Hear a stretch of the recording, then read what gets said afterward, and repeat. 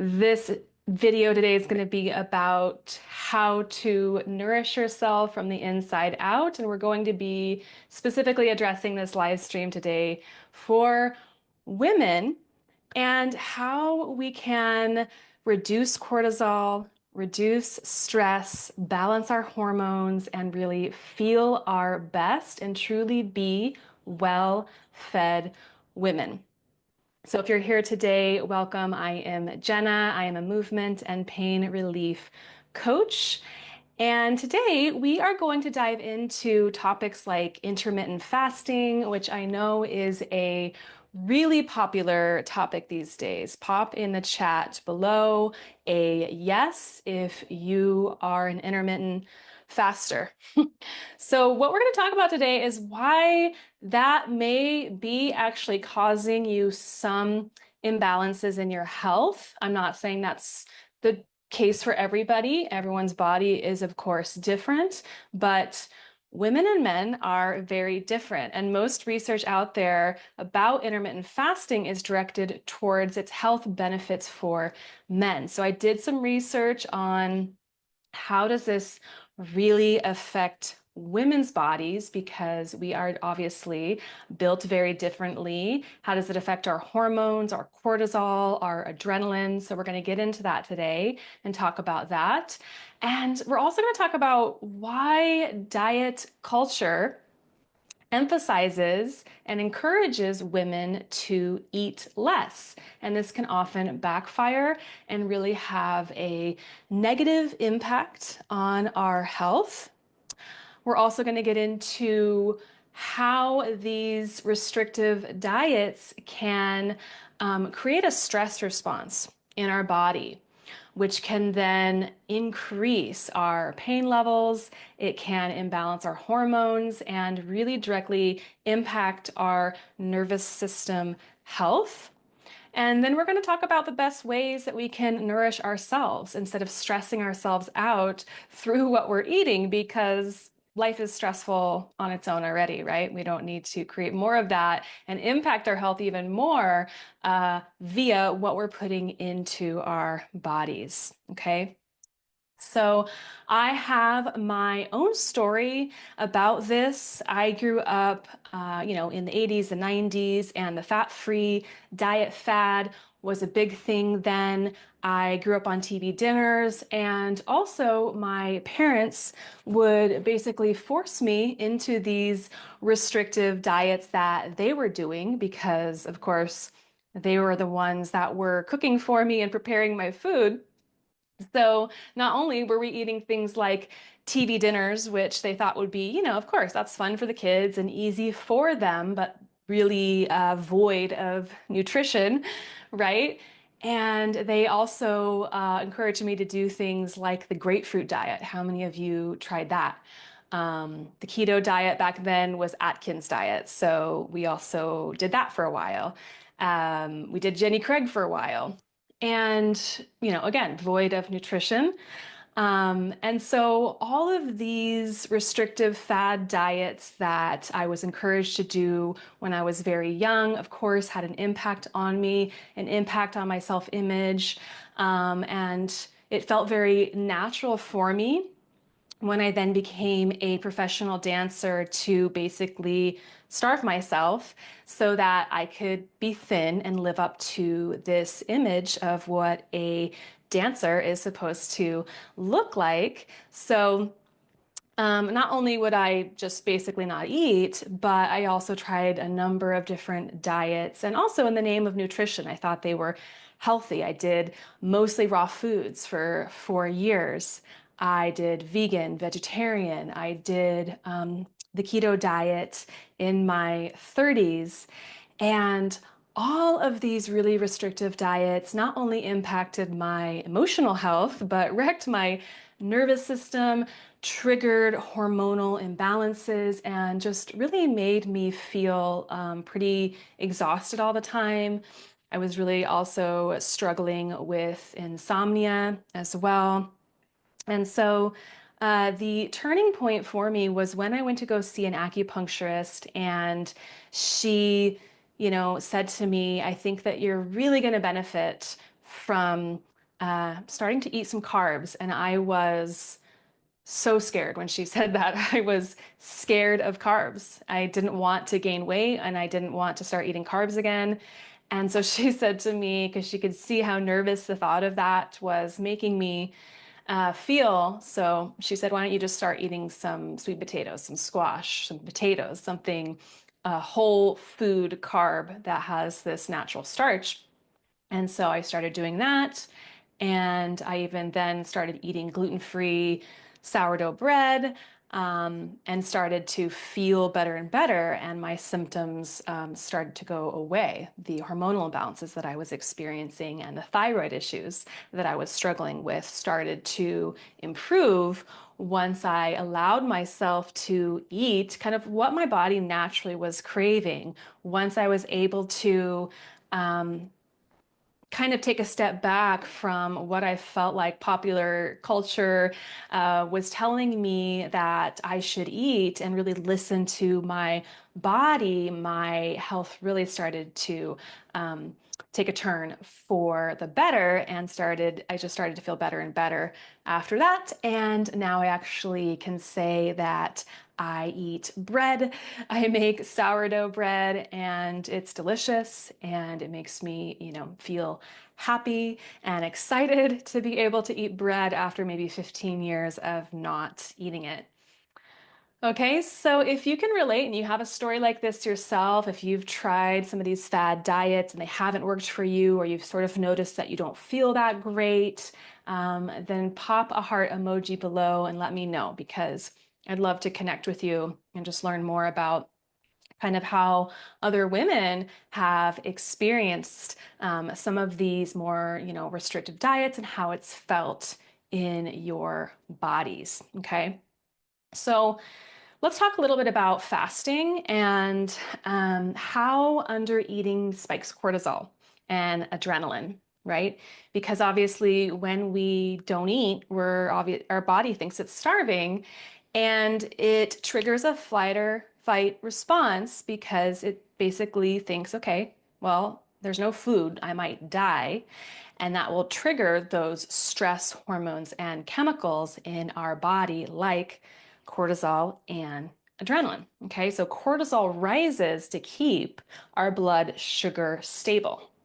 Adrenaline spikes to give energy when food is not available. Okay, and that makes our body shift into that fight or flight response. It keeps us in this chronic stress. Okay, so this is something that a lot of people out there are not talking about, but we want to experiment with it and see, well, how does it feel for you? And like I said before, some women may feel amazing doing intermittent fasting. And so if that's you, then awesome, you found something that works for you. But for me personally, I noticed for myself, like I was shaky, I couldn't really focus. It's hard for me to go to work and function, and I felt anxious. And I'm like, why am I making myself feel this way? I could just have a nourishing meal, I could have some protein and feel grounded and stable, and then I could start my day that way, right?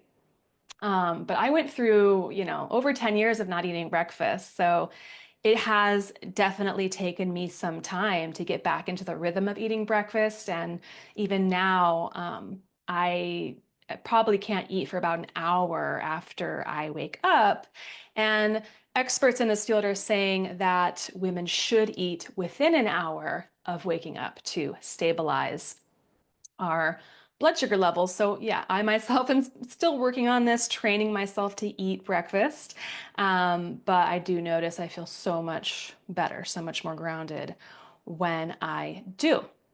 And we could also talk about how we can, do intermittent fasting in a way that works with our cycles. So if you are a woman that has a menstrual cycle, fasting is going to be much more effective for you if you do it during the phase of ovulation and not right before you have your menstrual cycle, because that's just when your body is going to be much more naturally inclined to want to fast right before we have our menstrual cycle, of course, our body needs that nourishment, those nutrients. It's really important to balance and stabilize our blood sugar and eat enough protein during that phase. Okay, so let's dive a little bit more into the nervous system and how what we eat affects our nervous system, affects our cortisol levels. I think this is something maybe a lot of people aren't aware of. And so it's really a great topic to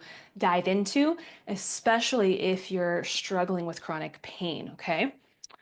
So, as I said before, chronic fasting or under eating, or even just skipping breakfast, it keeps us in that sympathetic state, which is our stress response. And the vagus nerve doesn't get the signal to relax. This can lead to fatigue, to brain fog, sleep issues, and chronic pain.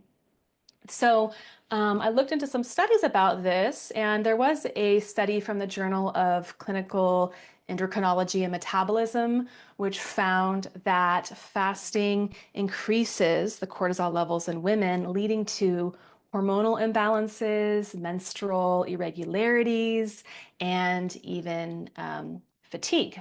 So I also found another study that did say that for certain women, there were some benefits to doing this intermittent fasting cycle. So there's different ways to do it, but some people will do like 14 hours of not eating.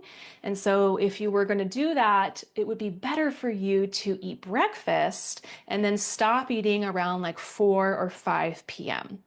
So that's another way that you could do this. If you are like, no, I really do like this idea of only eating during certain hours and then giving my body this break and giving my digestion a break, then that would be a good way to experiment with it, see how your body feels with, eating breakfast and then maybe not skipping dinner, but just eating an early dinner.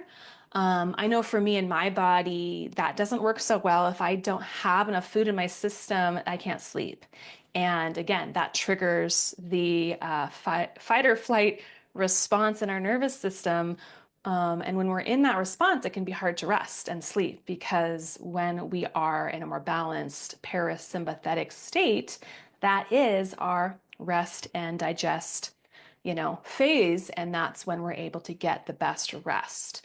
So what I've found for me personally, for my body, is that if I, have dinner and then go to bed about 4 to 5 hours later, then that works pretty good for me. So again, we need to experiment with this to see how it feels in our body because everyone's body is going to be different, okay?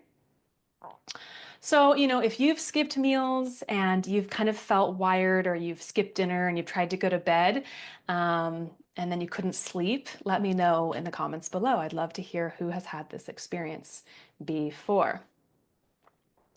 So let's talk a little bit about hormonal health. We talked about cortisol and adrenaline. So when we don't keep these kind of regular meal times that our body can really count on, which helps to stabilize and regulate our blood sugar, then those stress hormones stay elevated, which can cause more anxiety, stress, and even inflammation.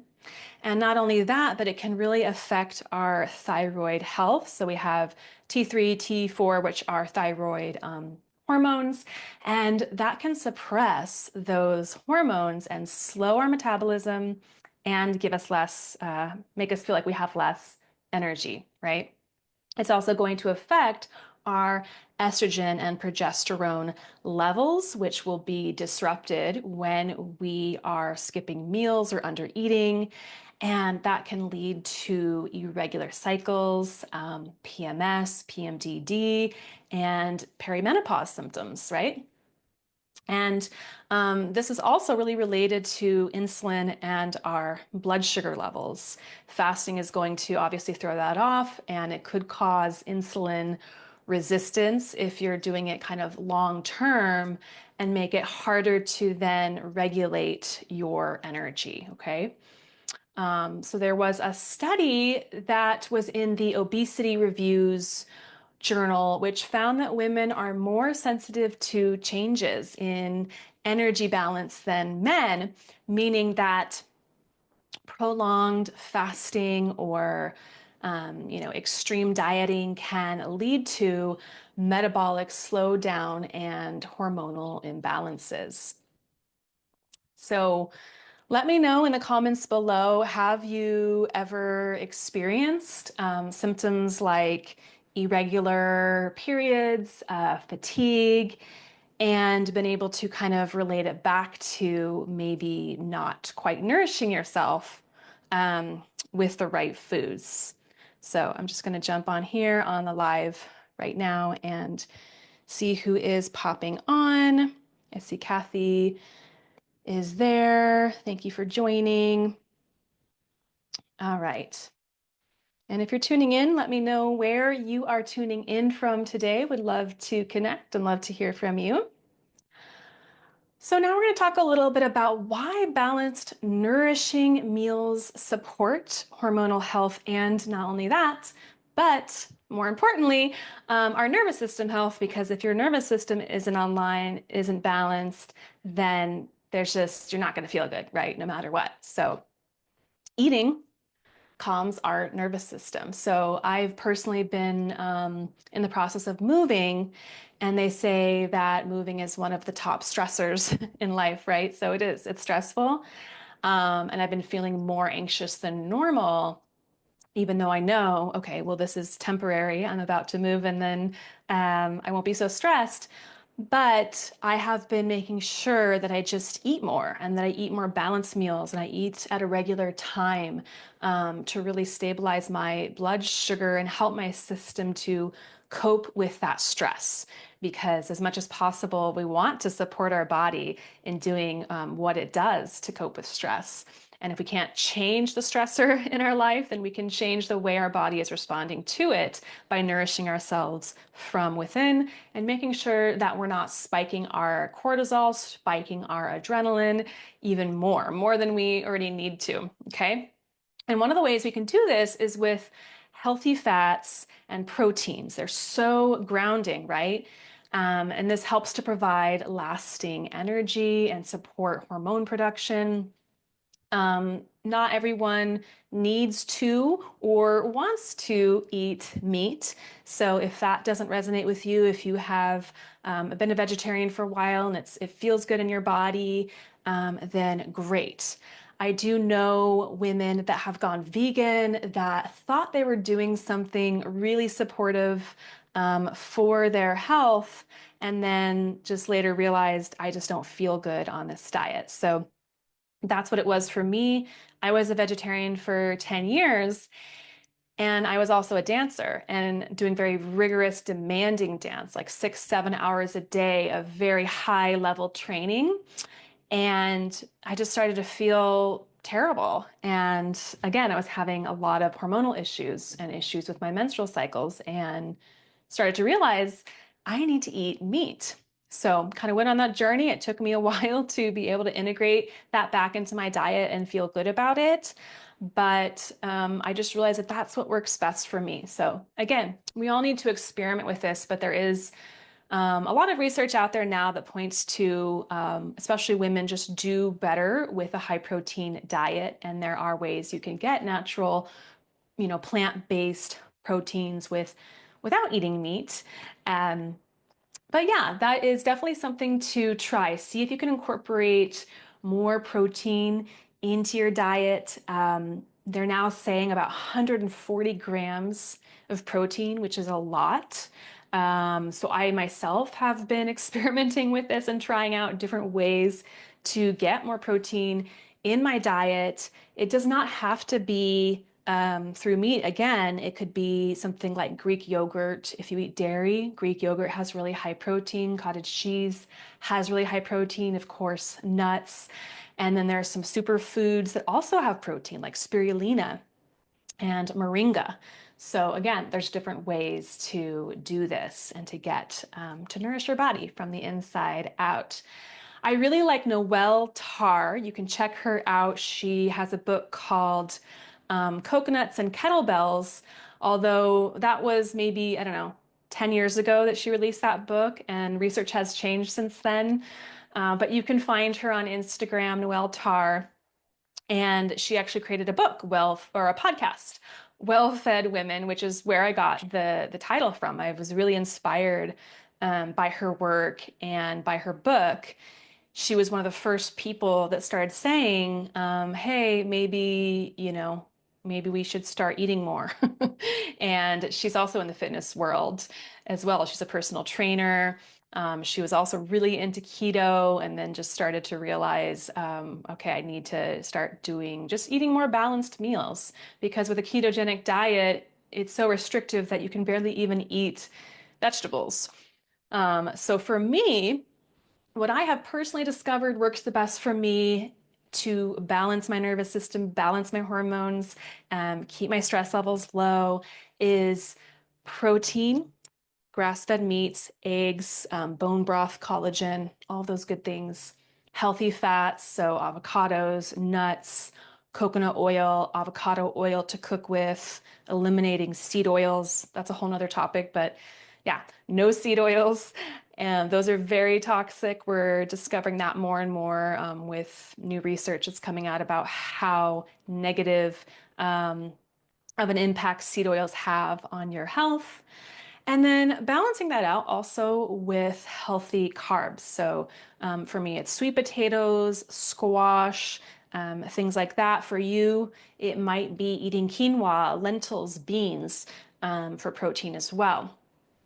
So again, it's all about learning about your body. And sometimes we have to really go through a period of time where we're just trying out different things and seeing what works best. And taking the space and the time to connect with your body and see how foods affect you and impact you because your body knows best. Your body is going to tell you better than reading a book or trusting somebody else's advice. Your body knows. So if this is your first time in developing that intuition and that relationship with your body to really have that intuitive sense of how foods impact you, then it may take some time. Like any relationship, it takes time to deepen it, to get to know ourselves, but it's well worth the journey. So what foods have you all discovered that you really love, that make you feel good? Pop it in the chat below. I would love to hear from you. So let me know in the comments. So to kind of, just bring this all together, what kind of practical steps can we take to balance our hormones through food? So some of the key takeaways from today's live stream is ditch the under eating, ditch the fasting, and instead of skipping meals, try balanced regular meals to stabilize your blood sugar. Now, I do want to say as a caveat that fasting is a wonderful thing. So when I say fasting, I mean chronic fasting, fasting every day. Doing a fast can actually be really supportive for your health, really beneficial. I do my inflammation resets where we do a 3 or 4 a day, juice and bone broth cleanse. And so doing this every once in a while, that's totally healthy for us because in nature, if we're looking back at our primitive ancestors, they may be moving through a landscape, traveling to their next destination and not able to find a meal, right? So it would be pretty normal to have periods of time of fasting. But it wouldn't be normal to be fasting all the time, especially as women. I imagine that the women and the children would be fed first. If you were in a village, there was only so much food, it would be the pregnant women, the children that would be able to get the first meal, right? So we want to think about that and how we can prioritize eating more protein, eating healthy fats, not being scared of fat because fat is so good for us, so supportive and nourishing for our joints and for our muscle tissues. They're basically the building blocks of our hormones as well, so really important.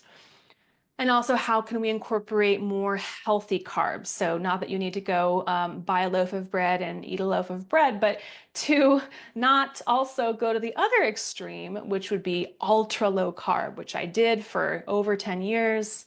It did not work for my body, did not feel good. So yeah, avoiding processed junk, processed food, eating real food, whole foods, and listening to our body's signals and what our body really wants. Listen, am I shaky? Am I exhausted? Am I irritable? Am I wired? One of my friends, he does intermittent fasting and it feels really good for him. And he said he got his girlfriend into it and very quickly realized that it does not work the same for women as it does men. So pop a heart emoji below if you can relate to that. Women just get more hangry, right?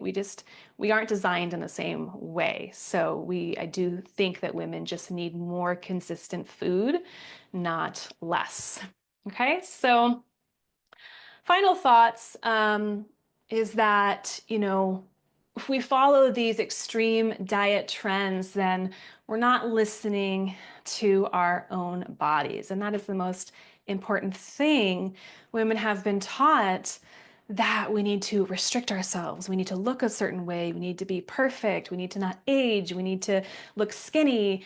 And who is telling us all of this, right? It's the media and it's this culture that wants to sell us on things. So, this can be something that is really simple without needing to go out and spend a ton of money on a bunch of supplements. If you're eating good protein sources, good fats, you don't need to buy a bunch of collagen and MCT powders and all of those things protein powders, things that can get really, really expensive.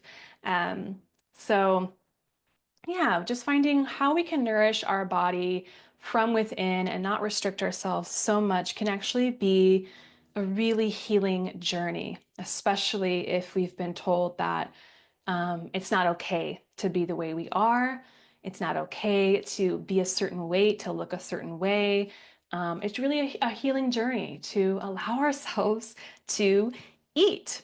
Okay. And of course, I'm not talking about overdoing it, overeating, indulging in junk, but to support our system, support our nervous system in this balanced way. So I would love to chat with you if you want more support about how you can incorporate some of what we talked about today. Eating a balanced diet, what would that look like for you? How much protein do you need? How much carbs, fat? What is the right recipe for you? And not only that, but how can you balance out, what you're doing to support your body through nutrition with also movement and nervous system regulation practices. So that whole recipe can work so well for supporting optimal health so that we can really feel our best and live a thriving, happy, healthy life.